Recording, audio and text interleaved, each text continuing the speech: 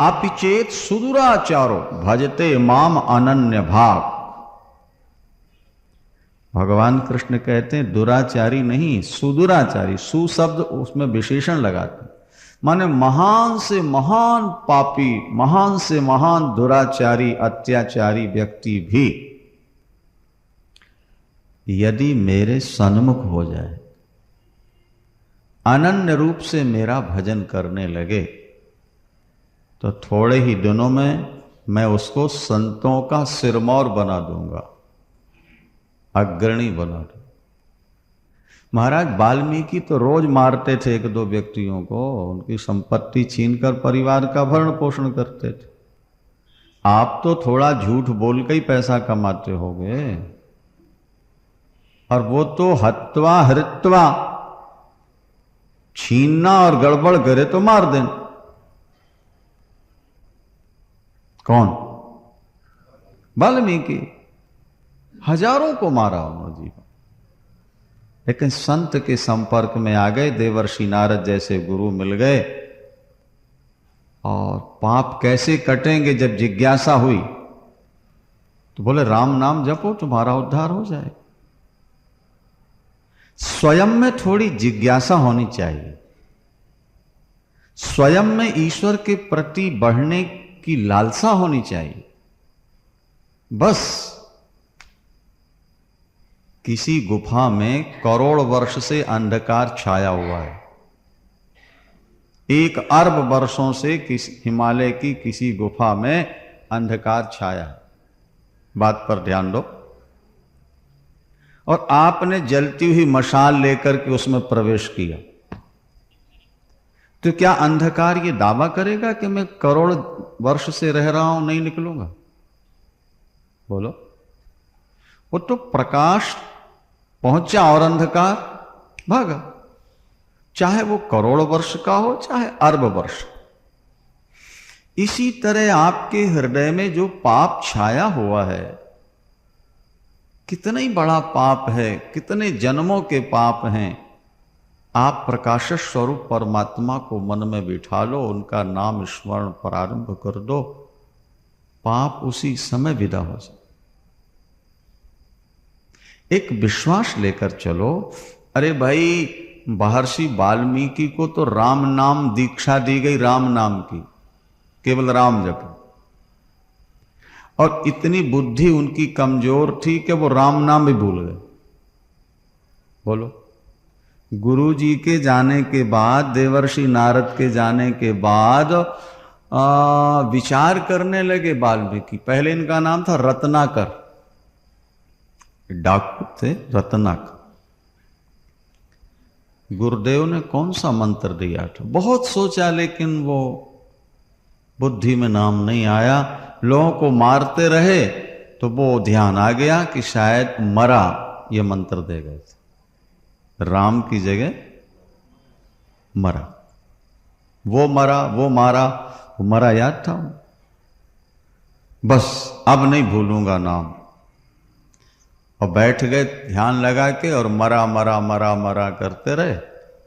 राम नाम एक ऐसा बढ़िया नाम है ना, इसको उल्टा जपो तो सीधा हो जाएगा। तो फुटबॉल की तरह है, गोल मटोल ये नाम। आप मरा मरा कहो, थोड़े देर राम हो जाएगा अपने आप। मरा मरा मरा मरा मरा मरा मरा मरा मरा, देखो मरा बोलो ना, राम हो जाए। मरा मरा मरा मरा मरा मरा मरा मरा मरा मरा। तुलसी अपने राम को अरे रीझ भजो या खीझ, उलटो सूधो जामी है, खेत परे को बीज। किसान कनक बोता है तो एक एक दाने को थोड़ा जमीन में गाड़ता है, वो तो फेंक देता है या नली के द्वारा जमीन के अंदर पहुंचा देता है। वो कनक उल्टी सुल्टी कैसे भी पड़ जाए मिट्टी में, अंकुर तो निकलेगा, ऊपर आएगा कि नहीं आएगा। तुम ईश्वर का नाम लेना प्रारंभ तो करो, कैसे ही प्रारंभ करो, वो तुम्हारा कल्याण।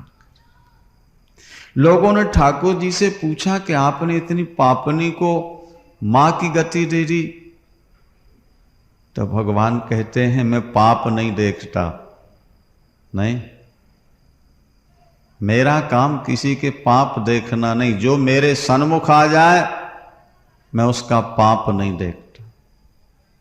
जब उसने मुझको दूध पिला दिया तो वो मेरी मां बन चुकी, बस आगे पीछे कुछ सोचना नहीं हमको।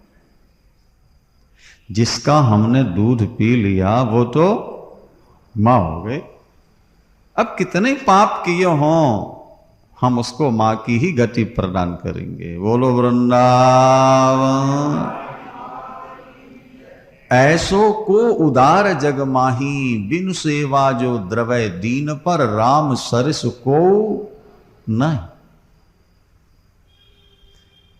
एक बड़ी विचित्र कथा आती है।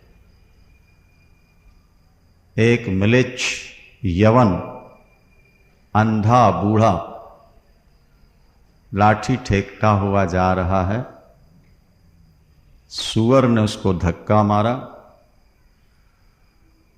गिरा। सूअर को गाली देता है वो, हरामी। ये उर्दू में गाली होती मुसलमानों में, है ना।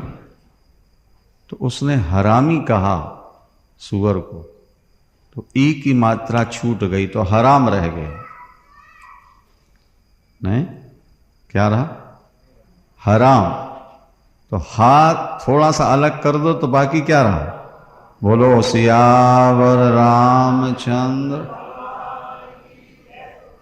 उसने सूअर को गाली दी, गाली देते ही प्राण निकले। विमान आया, उसको बैठाल करके सीधे बैकुंठ धाम ले जाया जा रहा है। देवता पुष्प वर्षा कर, बाजे बजा के जय जयकार करते हैं।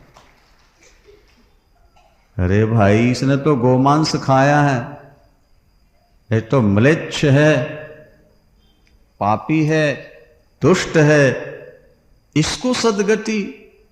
इसने तो कोई भजन नहीं किया, ये तो सुअर को गाली दे रहा था। अरे बोले भैया हराम कहा ना, तो हाथ थोड़ा सा जोर लग गया ना, गिरते तो हराम हो गया ना।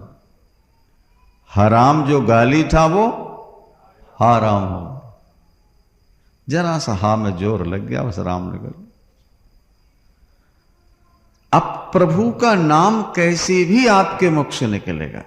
इसलिए हमने आपको बताया कि दरबार साहब में 4,343 जगह राम नाम। अब कहा जाए कि वो राम और है, निराकार है, तुम्हारा साकार है। अरे बाबा, तो राम निराकार साकार होगा, लेकिन राम का नाम तो एक ही है। नहीं समझ? ठीक है, तुम्हारा लक्ष्य निराकार है, तुम्हें निराकार मिल जाएगा। तुम्हारा साकार लक्ष्य, तुम्हें साकार मिल जाएगा। लेकिन दोनों का नाम तो राम है।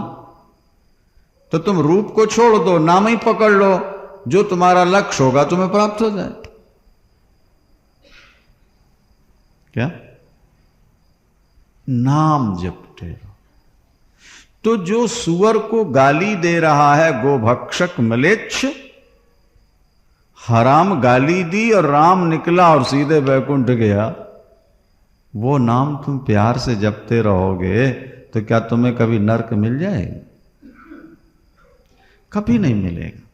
एक विश्वास लेकर के चलो कि जो म्लेच्छ को मुक्ति दे रहा है, जो पूतना लोक बालघनी राक्षसी खून पीने वाली को माता की गति दे रहा है, ऐसे दयालु को छोड़कर किसकी शरण में जाएं? वो हमारी गति, हमें सदगति जरूर प्रदान करेगा। श्रीमन नारायण नारायण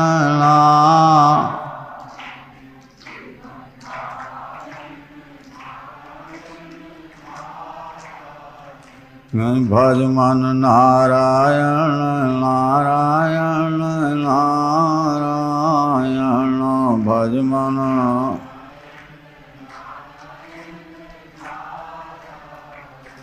लक्ष्मी नारायण नारायण नारायण लक्ष्मी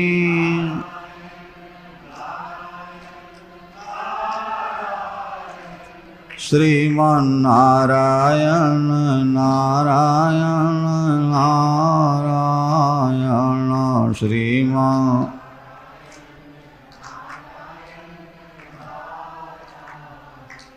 महाराज परीक्षित का हृदय गदगद हो गया, उनके आंखों में आंसू भरे आए, शरीर में रोमांच हुआ। ठाकुर हमारा कितना दयालु है। गुरुदेव और लीलाएं सुनाइए ठाकुर की। लीलाएं सुनते मन एकदम समाहित हो जाता है। सुनो, भगवान शंकर आए हैं। जब भोलेनाथ को पता लगा कि प्रभु ने अवतार ले लिया है, तो फिर वे भिक्षा मांगने के लिए, दर्शन की भीख मांगने के लिए गोकुल आते हैं, कैलाश से चलकर। पहले भी वचन दिया था, प्रातः काल आपने सुना कि भिक्षा मांगने आऊंगा मां तुम्हारे दरवाजे पर। जब भगवान शंकर योगी का वेश बना करके आए और अलख निरंजन कहा, गर्ग संगीता में लिखा है, तो महाराज मैया तो बड़ी दयामयी है। यशोदा शब्द का अर्थ होता है यश देने वाली, माने भक्ति, और नंद का अर्थ होता है ज्ञान। ज्ञान से मिलता है आनंद और भक्ति से मिलता है यश, कीर्ति, और उसके बाद शांति मिल जाती।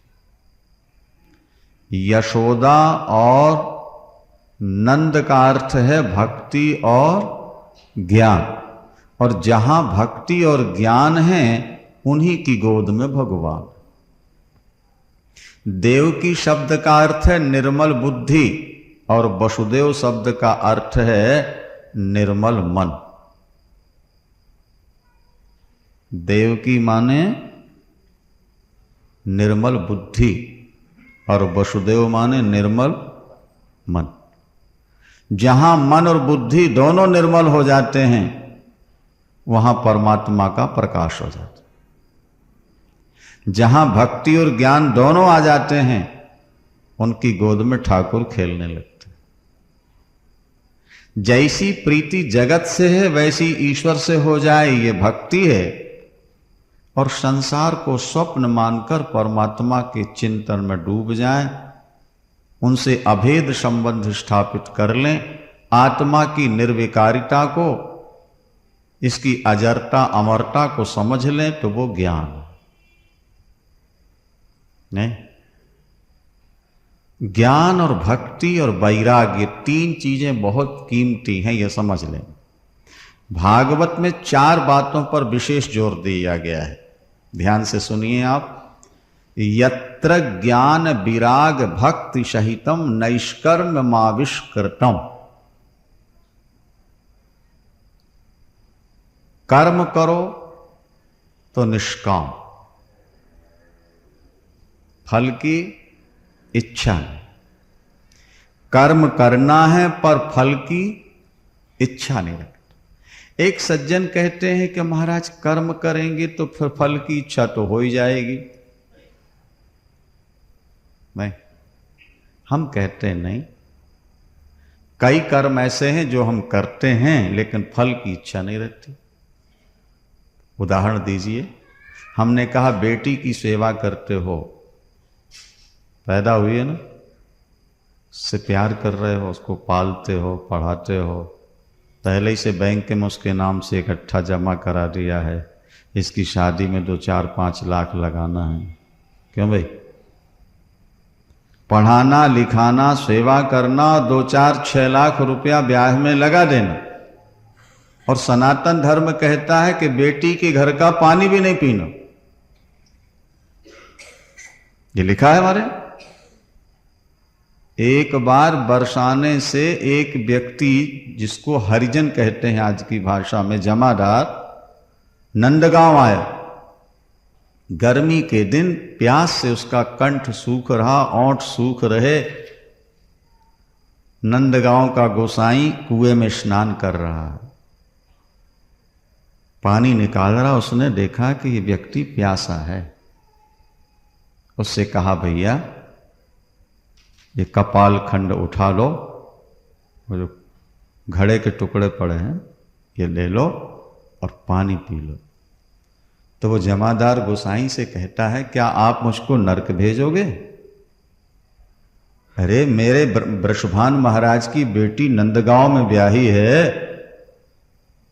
राधा रानी का ब्याह नंदगांव में हुआ है नंद के लाला से। तो जिस गांव में हमारी बेटी ब्याही हो वहां का तो पानी पीना भी हमारे लिए पाप होता है। हम तो बेटी को देना जानते हैं, वहां से लेना नहीं जानते। हम प्यासे मर जाएंगे पर यहां पानी नहीं पिएंगे। वापस तो शास्त्र तो ये कहते हैं कि बेटी के यहां क्या पानी भी नहीं पिया जाता, और तुम 10-5 लाख रुपया लगाते हो, क्या फल मिला तुम्हें? कोई फल की इच्छा है तुम्हारे अंदर? बेटी से क्या फल लेना है? कुछ नहीं, लेकिन लगाते हो। क्यों लगाते हो? ये हमारा कर्तव्य है। बेटी हमने पैदा की है, उसको पालना पढ़ाना और अच्छे घर में ब्याह देना। बेटी से हमें कुछ नहीं चाहिए पर बेटी की सेवा करनी। इसी तरह तुमको मनुष्य का शरीर मिला है तो तुम भगवान का भजन करो, भगवान से मांगो कुछ नहीं, वो जो ठीक समझेगा बिना मांगे तुमको दे देगा। तुम कर्म करो, फल की इच्छा मत रखो। अगर तुम्हारा कर्म सही है तो बिना मांगे फल मिल जाएगा। देखो भागवत में एक श्लोक बड़ा सुंदर है। भागवतकार ये कहते हैं कि तुम सुख पाने के लिए, धन पाने के लिए अपना ज्यादा टाइम खराब मत करो। अगर टाइम का सदुपयोग करना है तो सत्संग करो, पूजा पाठ करो, ध्यान करो। तो बोले कि काम नहीं करेंगे तो सुख कैसे मिलेगा? काम नहीं करेंगे तो पैसा कैसे आएगा? ये तर्क है भागवत। प्रहलाद जी अपने साथियों को ज्ञान का उपदेश दे रहे थे और उन्होंने कहा कि धन पाने के लिए या सांसारिक सुख पाने के लिए ज्यादा परिश्रम नहीं करना चाहिए, अपने आप आता। बोले कैसे आएगा अपने आप? तो प्रहलाद जी ने एक तर्क रख दिया, बोले यथा दुखम आयत्नता। मित्रों ये बताओ, आप दुख पाने के लिए कोई कोशिश करते हो? बोलो। कोई फैक्ट्री लगाई है आपने दुख को बुलाने के लिए कि हमारे घर दुख आ जाए? हाँ, कोई काम करते हो? चाहते हो दुख आए? नहीं चाहते, उसको भगा रहे हो। लेकिन दुख बिना बुलाए आ रहा नहीं आ रहा। तो जैसे बिना बुलाए तुम्हारे घर दुख आ रहा है क्योंकि तुमने पहले पाप ज्यादा किए हैं, इसी तरह अगर तुम धर्म का आचरण कर लोगे तो न बुलाने पर भी सुख तुम्हारे घर चला आएगा। ये प्रहलाद जी का।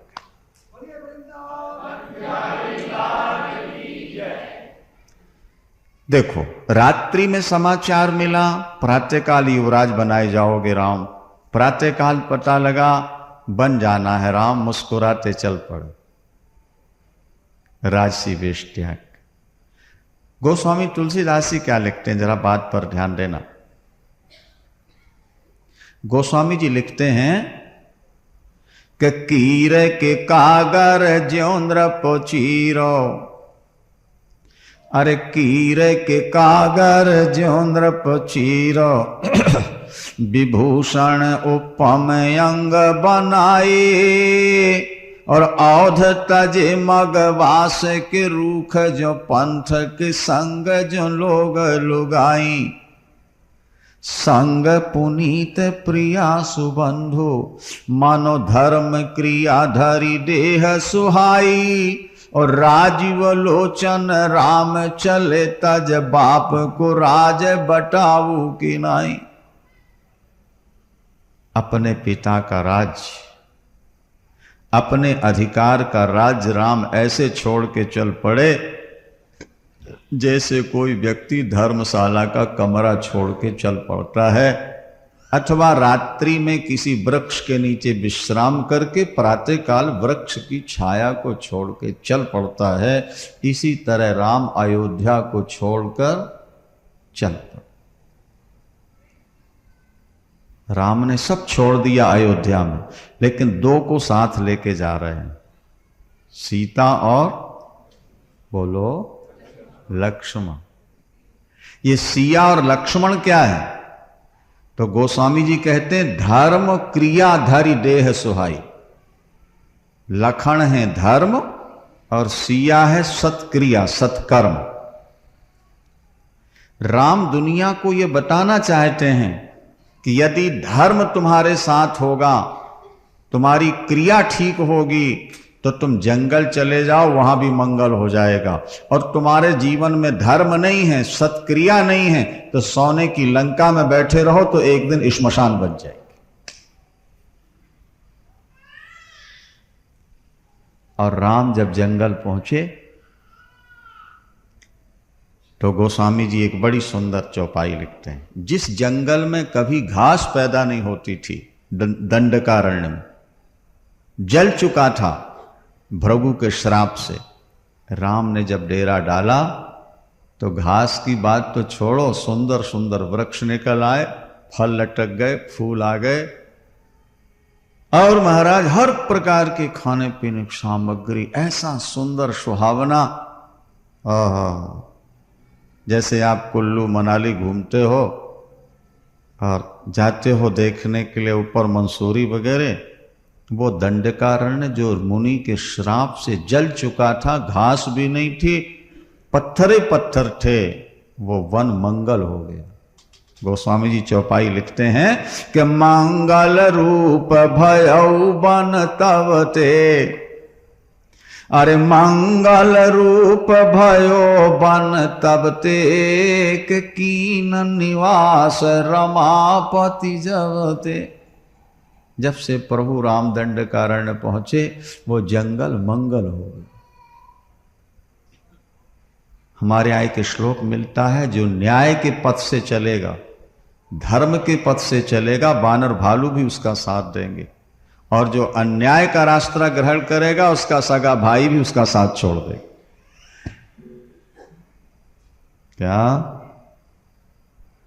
जो अन्याय के मार्ग पर चलेगा उसका सगा भाई भी एंड टाइम पर उसका साथ छोड़ देगा। छोड़ा कि नहीं? किसने? विभीषण ने रावण का साथ छोड़ दिया, और राम का साथ बानर भालुओं ने दे दिया। मनुष्यों की बात तो छोड़ो, बंदर और भालू भी राम के सहायक बन, जटायु गीध वो भी राम का सहायक बन गए। धर्म को पकड़ोगे दुनिया तुम्हारी अपनी बन जाएगी। अभी हम कहीं कथा में सुना रहे थे कि गुरु तेग बहादुर जी महाराज ने धर्म के लिए सिर कटाया, शीश कटाया। क्या?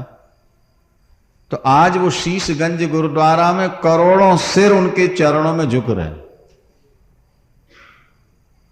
जहां धर्म के लिए उन्होंने सिर कटाया, उस जगह में आज करोड़ों सिर झुकते हैं, क्योंकि धर्म के लिए सिर कटाया।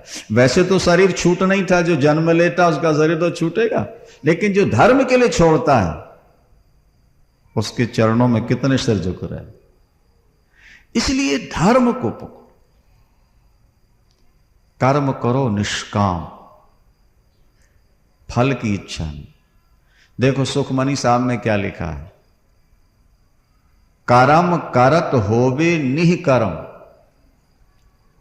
कर्म करत होवे निह कर्म, तिस वैष्णव का निर्मल धर्म। काहू फल की इच्छा नहीं बाछे, केवल कथा कीर्तन मन राज्य। भागवत में 4 विषयों का विशद विश्लेषण है। कर्म निष्काम, संसार के विषयों से वैराग्य, आत्मा के स्वरूप का ठीक ज्ञान और परमात्मा के चरणों की भक्ति। कितने हो गए? हाँ, 4। इन 4 का तुमको ठीक ठीक ज्ञान हो, तुम्हारे जीवन में ये उतर जाएं, तुम नर नहीं रह जाओगे, नर के रूप में नारायण बन जाओ। ये याद रख। कर्म करना, फल की इच्छा नहीं रख। कर्मण्येवाधिकारस्ते मां फलेषु कदाचित्। ये भगवान ने। अच्छा, अगर तुम फल की इच्छा नहीं रखोगे तो क्या फल नहीं मिलेगा? अरे ज्यादा मिलेगा। हम कहा करते हैं ईश्वर से अगर भजन करके थोड़ा मांगोगे तो थोड़ा मिलेगा, और बिल्कुल नहीं मांगोगे तो बहुत कुछ मिलेगा। एक उदाहरण से बात समझ लो। आपके घर में 2 नौकर हैं। एक हर महीने कहता है बाबूजी सेठ जी तनख्वाह बढ़ाओ, और दूसरा रोटी कपड़ा बस और कुछ नहीं चाहिए और सेवा करता। और जब दोनों की बेटियों की शादी होगी तो बाबूजी ज्यादा ध्यान किसका देंगे? किसकी ओर ज्यादा ध्यान रखेंगे? हर महीना तनख्वाह बढ़ाने वाले की? अरे सिरे ला रहे, नहीं नहीं नहीं। क्यों? अरे ये तो व्यापारी है, ये तो हर महीना कहता तनख्वाह बढ़ाओ, काम में भी चोरी करता है, काम चोरी करता आलसी, और हर महीना तनख्वाह बढ़ाओ। और ये रात दिन सेवा में लगा है और कुछ मांगता ही नहीं। तो फिर अगर समझदार सेठ है तो कहेगा इसकी बेटी की शादी का पूरा खर्चा मैं कर। हम और आप उसी नौकर की तरह हर महीने तनख्वाह बढ़ाओ। हे परमात्मा हर साल हमारा प्रमोशन करता जा। बोलो वृंदावन। हम हर साल अपना प्रमोशन चाहते हैं भजन करके। भगवान कहते हैं यार ये व्यापारी आदमी है, ये प्यार करने वाला नहीं, ये हमसे प्यार नहीं। कर्म करो फल की इच्छा नहीं रखो, काहू फल की इच्छा नहीं बाछे, केवल कथा कीर्तन मन राचे। क्या? संसार के विषय विष हैं, ऐसा मान के उनसे पीछे हटो। विषय विष ये तुम्हारी जिंदगी को खोखला बना देंगे। प्रारंभ में शराब पीने में जितना आनंद आता है, अंत में उतनी ही ज्यादा शरीर में पीड़ा होती है। जब बुढ़ापा आ जाएगा, तुम्हारे फेफड़े जब सड़ जाएंगे और धन खत्म होगा, एक एक अंग में दर्द होगा। टांगे के टट्टू की तरह तुम किसी काम के नहीं रह जाओ। याद रखो, संसार के विषय प्रारंभ में जितना सुख दे देते हैं, अंत में उतना ही ज्यादा दुख देते हैं। इसलिए विषयान विषवत त्याज, ये भागवतकार कहते हैं विषयों को विष समझ के त्याग, और फिर ज्ञान प्राप्त करो। ज्ञान क्या है? नहीं, ज्ञानी जी कहला लेना एक अलग बात है, पंडित जी कहला लेना अलग बात है, लेकिन सही ज्ञान हो जाना एक अलग चीज है। ज्ञान क्या है समझो, शास्त्र की दृष्टि से, किसी की आलोचना नहीं है ये। पंडित शब्द का क्या अर्थ होता है? जिसको बंधन और मोक्ष का ज्ञान हो। जो मर चुके हैं उनके लिए और जो मरने वाले हैं उनके लिए शोक न करे, उसको पंडित कहते हैं। खाली तिलक चंदन लगा लिया सो पंडित जी कहने न लगे, वो पंडित नहीं कहलाता। गीता में भगवान ने साफ कहा, गतासून अगताशूश्चो नानुशोचन्ति पंडिता। पंडित वो है कि जो मर चुके उनके लिए और जो मरने वाले हैं उनके लिए जो शोक न करे, उसको पंडित कहते। ज्ञानी किसको कहते हैं? बोले ज्ञान मान जहां एक नाही, ज्ञान मान जहां एक नाही, देख ब्रह्म समान सब माही। जहां अपने मान की इच्छा ना हो और जहां एक समान परमात्मा सब जगह दिखाई दे रहा हो, उसको ज्ञान कहते हैं। और वो जिसके पास आ गया वो क्या। इसलिए गुरु नानक देव जी महाराज को देखो, वो मंदिर में भी जाते हैं, मस्जिद में भी जाते हैं, वो कब्रिस्तान में भी जाते हैं, वो तीर्थ स्थान में भी जाते हैं। उनकी दृष्टि में कोई भेद नहीं था, उनकी दृष्टि में ब्रह्म एक साथ। इसीलिए तो जब वो मस्जिद की ओर पैर करके लेटे थे तो मुसलमानों ने कहा ये काफिर है, काफिर है, काफिर है। ये हमारे खुदा की ओर पैर करके पड़ा। उनने कहा भैया जहां तुम्हारा खुदा ना हुआ हमारे पैर कर दो, और ज्यों घुमाया तो मस्जिदें घूमते रह गए। क्या मतलब? उनको ज्ञानी कहते हैं जिनकी दृष्टि में संसार का कोई कण परमात्मा से अलग न हो, सब में एक समान ब्रह्म। प्रभु व्यापक सर्वत्र समाना, अप्रेमति प्रगट हो ही मैं। उनको ज्ञानी कहते हैं जिनकी दृष्टि में संसार का कोई कण परमात्मा से अलग न हो, सब में एक समान ब्रह्म। प्रभु व्यापक सर्वत्र समाना, अप्रेमति प्रगट हो ही मैं। एक। अभी तो कितना बड़ा भेद है हमारे और तुम्हारे का, फिर हम पंडित कैसे, फिर ज्ञानी कैसे? ज्ञान मिल जाए, विषयों से वैराग्य हो जाए, प्रभु की प्रेमा भक्ति मिल जाए और कर्म करते फल की इच्छा न रह जाए, फिर आप नर नहीं हो, नर के रूप में नारायण ईश्वर। फिर जगत आपके चरणों का वंदन करेगा, आपका पूजन करेगा। जगत बहुत समय तक आपको याद करता रहेगा। ये चार बातें जीवन। तो यशोदा माने भक्ति और नंद माने ज्ञान। इनकी गोद में परमात्मा खेलता है। जब आपके जीवन में ज्ञान और भक्ति आ जाएगी, विश्वास करना परमात्मा आपको हर जगह दिखाई देगा, हर कण में उसकी सत्ता नजर आएगी। ऐसी कोई जगह नहीं जहां भगवान न हो। कई दिनों से हम सुनाते आ रहे हैं, बर्फ में अगर कोई व्यक्ति आपसे पूछे कि इस बर्फ की सिल्ली में, इस बर्फ के टुकड़े में पानी कहां कहां, तो आपका उत्तर क्या होगा? बोलो भाई। पूरे बर्फ में पानी है। दूध में कहां कहां मक्खन है? क्या उत्तर होगा? संपूर्ण दूध में मक्खन है। मिश्री में कहां कहां मिठास है?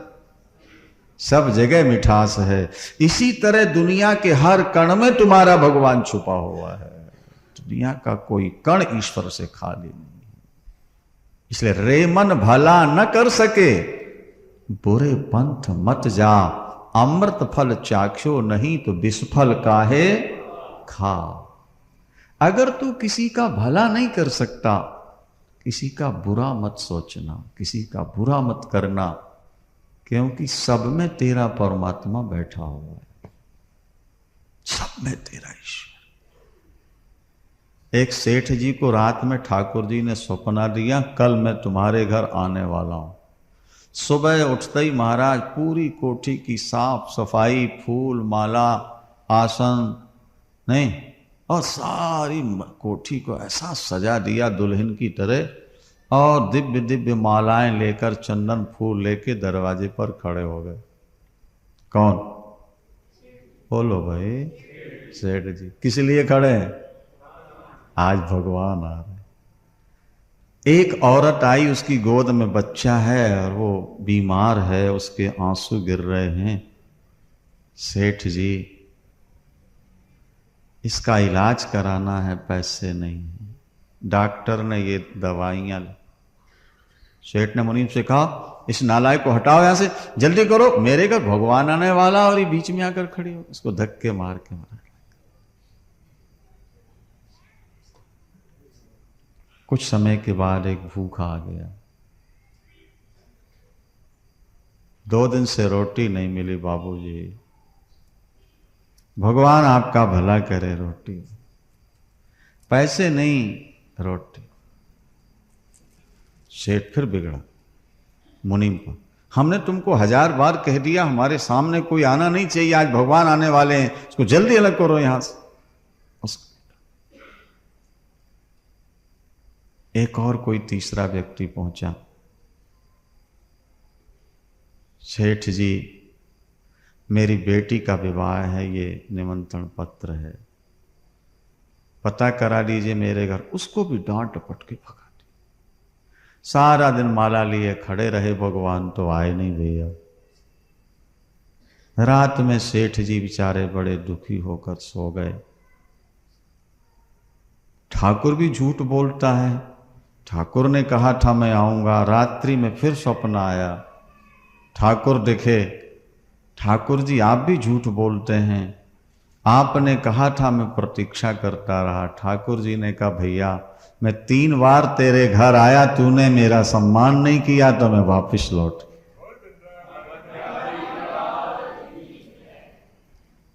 मैं तेरे घर 3 बार आया।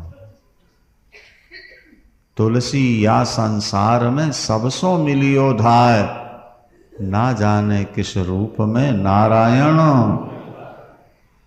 ये दृष्टि है ज्ञानी की, ये दृष्टि है भगत की। किसी का अपने तरफ से बुरा मत सोचना, किसी के साथ ठगी नहीं करना, किसी व्यक्ति को धोखा नहीं देना। सब में तेरा साईं बसता, कटुक वचन मत बोल रे, संतों ने गाया। सब में तेरा ईश्वर। गुरुवाणी में लिखा है सब गोविंद है, सब गोविंद है, गोविंद बिन नहीं कोई। ये जो तुझे दिख रहा रे जीव सब ईश्वर है, सब ईश्वर है। गीता में भगवान कहते हैं वासुदेवा सर्वम इति, ये जो दिख रहा सब वासुदेव होता। ये गुरुद्वारा और मंदिर में जाके मत्था टेकने वाले तो लाखों मिल जाएंगे, लेकिन शास्त्र जैसा बतलाते हैं इस प्रकार का भाव बनाने वाले कोई बिरले नजर आएंगे। लेकिन मंदिर गुरुद्वारा जाते जाते कथा सुनते सुनते कभी ऐसी स्थिति भगवान दे देगा कि आप वहां तक पहुंच जाओगे। पीछे नहीं हटना, कथा सुनते रहना, कीर्तन करते रहना, संतों की सेवा करते रहना। ठाकुर की जिस दिन कृपा हो गई वो आपकी बुद्धि में जो पर्दा पड़ा है माया का हटा देगा, फिर सब वही वही दिखाई देने लगे। जित देखो तित श्याममयी है, श्याम कुंज बन यमुना श्यामा, गगन घटा घन श्याम। जित देखो तित श्याममयी है। एक गोपांगना कहती है कि मैं जहां देखती हूं, जिसे देखती हूं, मेरा ठाकुर ही मुझको नजर आता है। उसके बीच में मुस्कुराते भगवान कृष्ण ही दिखाई देते हैं। लोग कहते हैं हमको तो नहीं दिखते, तू पागल हो गई है। तो कहती है गोपांगना कि मैं बौरी या लोगन ही की श्याम पुतरिया बदल गई है। मैं जित देखूं तित श्याम है। या तो मैं पागल हूं या कहने वाले पागल हैं, या उनकी नजर बदल गई है। मुझे कण कण में भगवान दिख रहे हैं और लोग कहते हैं कि हमको ठाकुर कहीं नजर नहीं आता। बाबू पीला चश्मा लगा लो आंख में तो सब चीज पीली दिखती है, हरा चश्मा लगा लो तो हरी दिखती है। इसी तरह जब तुम्हारे दिल में श्याम रंग का चश्मा चढ़ जाएगा तो जहां देखोगे वहां श्याम ही श्याम नजर आते रहे।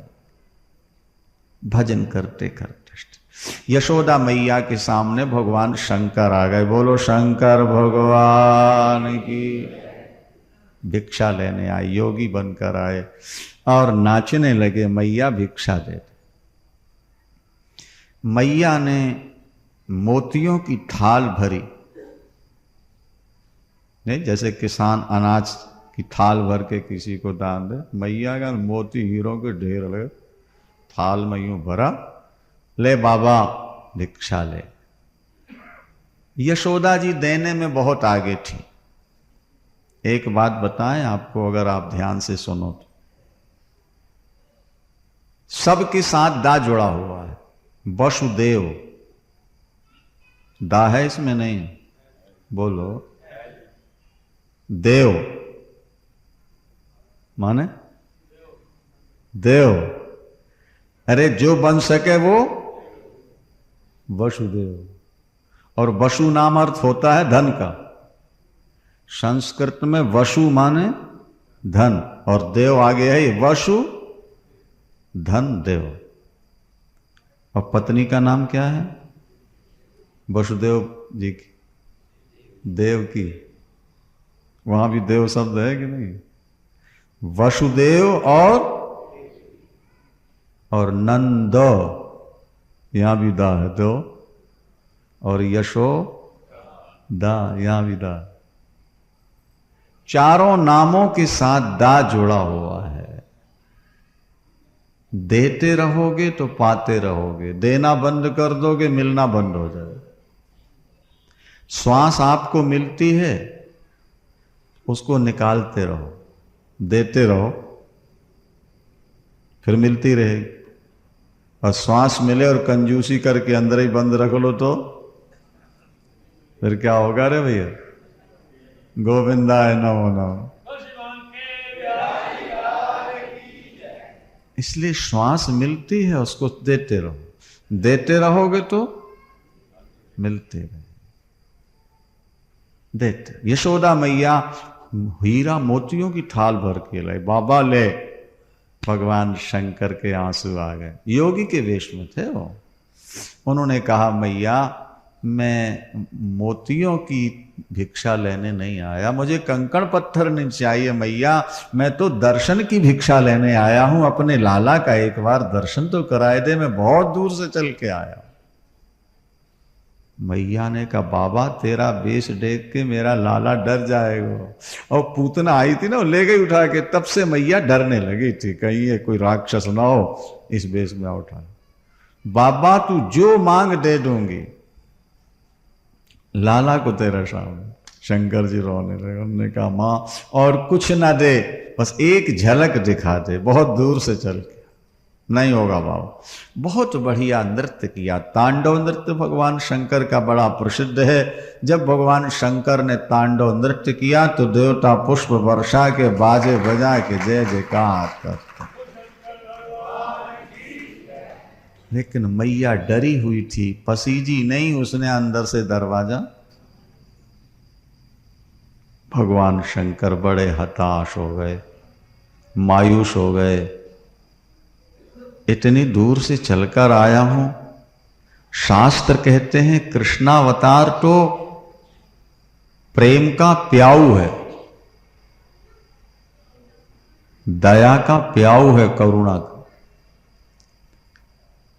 गर्मी के दिनों में आप लोग प्याऊ लगवा देते हो,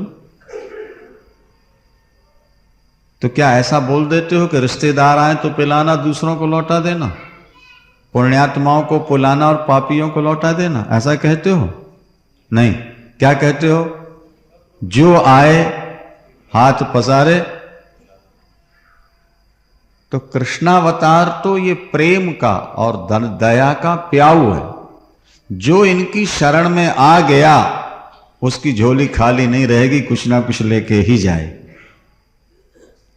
तो भगवान शंकर बोले प्रभु आज मेरी झोली खाली रह गई, लेकिन सुन लो ठाकुर,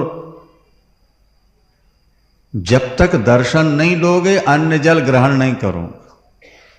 वहीं महाराज बगल में धूनी रमा के बाबा शंकर रोने लगे। और जब भगवान शंकर के आंसू गिरने लगे तो वहां भगवान कृष्ण भी रोने लगे।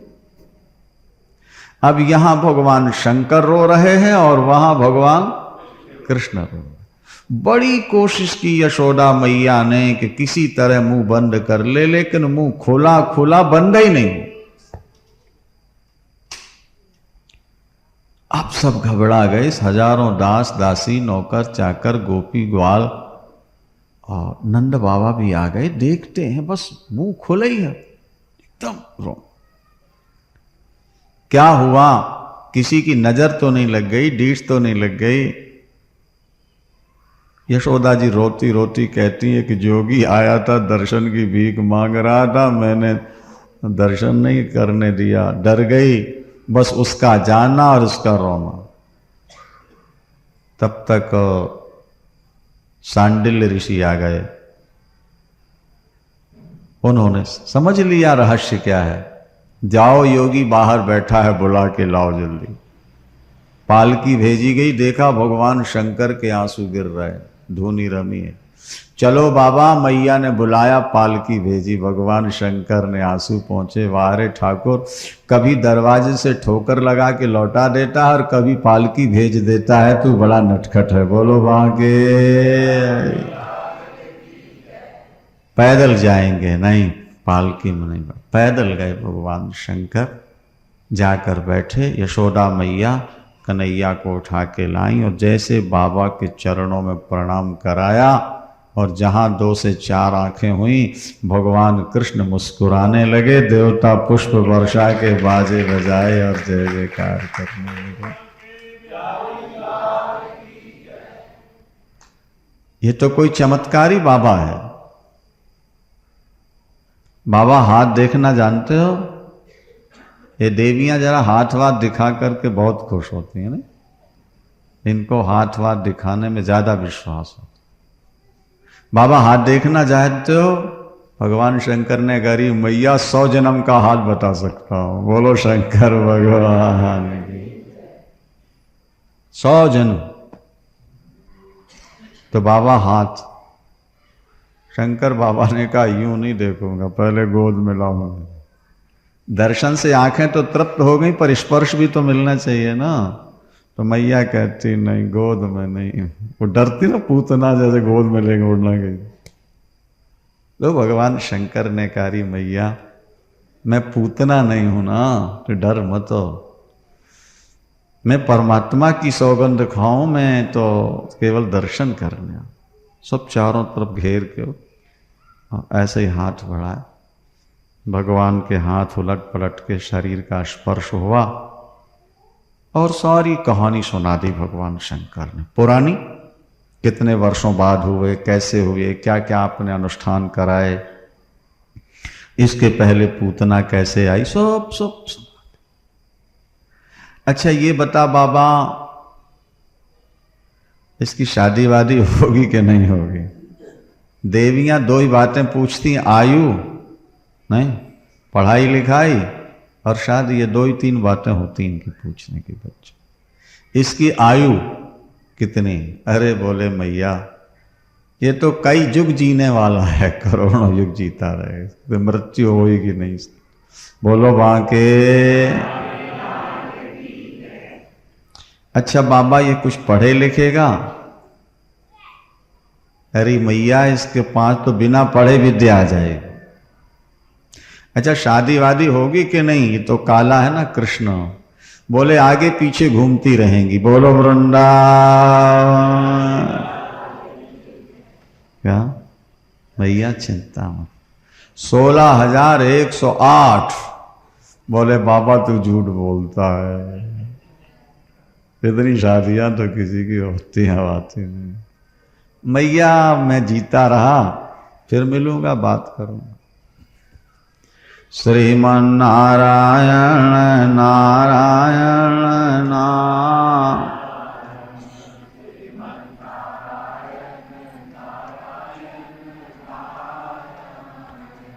भजमन नारायण नारायण नारायण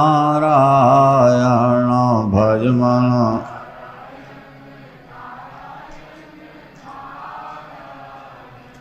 लक्ष्मी नारायण नारायण नारायण लक्ष्मी।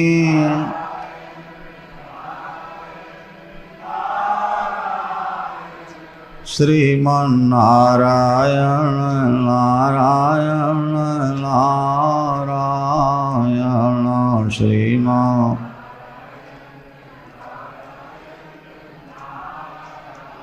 श्री बांके बिहारी। भगवान शंकर जब चलने लगे आशीर्वाद देके, हाँ एक बात और इसमें थोड़ा रह गई, वो भी सुन लो। भगवान शंकर ने सोचा इनके चरणों की रज मिल जाती तो बड़ी अच्छी बात थी। तो ये बताया कि मैया इसके ऊपर बहुत सारे राक्षसों का हमला होने वाला है। पहले पूतना आई है, अभी बहुत राक्षस आएंगे इसको मारने के लिए। सो मैया कांप गई। बाबा ये बताओ उपाय क्या है? मेरे लाला बच जाएगा? बोले बाल बाल बचेगा, लेकिन ऐसा कर मैया, मेरे पास एक जड़ी है, इसके पैरों में छुपा दे, बस फिर इस पर कोई असर ही नहीं होगा दुनिया। तो बाबा जल्दी छुपाए दे पैर में जड़ी। बोले नहीं, वो जटाओं में छुपी है, अगर वहां से हटा दी तो उसका चमत्कार खत्म हो जाएगा। क्या? फिर बोले अपने लाला के पैर लेके यहीं घिस दे जरा, बस हो गया अमर तेरा बेटा, फिर अगर कोई खतरा आ जाए तो फिर नहीं महाराज, मेरे बेटे के पैर आपके सिर में लगे, हमको पाप नहीं लगेगा? पहले तो लोग पाप से बहुत डरते थे ना भाई। अरे मैया तू तो बड़ी भौरी है, बच्चों को थोड़ा पाप लगता है, दवाई करानी हो तो फिर ये थोड़ा देखना पड़ता, तू एक बार यहां घिसा दे, बाद में मत्था टिका देना, बोलो वृंदावन। महाराज भगवान शंकर के माथे सिर में भगवान कृष्ण के पैर घिसे, गदगद हो गए भगवान शंकर। इन चरणों का जल तो बहुत दिन से मैंने गंगा के रूप में रखा, आज प्रत्यक्ष वो चरण मुझको प्राप्त हो गए। देवता पुष्प वर्षा के बाज बजाए और जय जयकार कर। अच्छा बाबा एक काम कर, अपना पता बता जा, अगर कभी मेरा लाला फिर बीमार पड़ा तो तुझे बुला लूंगी। भगवान शंकर ने कहा मैया जहां तुम लाला को नहलाती हो ना, नहीं, और वो मौरी जहां गिरती है नीचे पानी, बस वहीं देखना, वही मेरा स्थायी पता है, जब जरूरत पड़ जाए वहां देख लेना, बैठा नजर आ जाऊंगा। क्योंकि ठाकुर का चरणामृति तो भगवान के सिर पर है ना, तो वहीं नीचे रहते हैं, ताकि जो जल आए चरणों का वो मेरे मस्तक पर गिरता रहे। यह मधुर लीला बाल लीला है। इसके बाद में महाराज एक शक्टासुर नाम का राक्षस आया, गाड़ी का रूप बना करके। आज जन्म नक्षत्र है, भगवान ने करवट ली है, मैया ने भगवान का श्रृंगार किया, सब गोपियों को बुलवाया है, श्रृंगार करके बैलगाड़ी के नीचे जो एक लकड़ी होती ना, दोनों चाकों को जोड़ने वाली लोहे के ऊपर लकड़ी, उसमें कपड़ा बांध के वहां सुला दिया। क्यों? मेरे लाला को कहीं डीठ न लग जाए, नजर न लग जाए। माताएं इस बात से बहुत डरती हैं, किसी की नजर मेरे बेटे को नुकसान ना पहुंचा दे, बहुत आने वाली। अच्छा, और गोपियां महाराज बिना पलक मारे ठाकुर को देखती रहती थी, घेर के बैठ जाती थी, कहीं ये गोद में ले, कहीं बोले, कहीं बोले। क्योंकि आखिर ठाकुर का मतलब क्या है? एक दिन हमने शायद यहां व्याख्या की या नहीं, ध्यान नहीं है। आनंद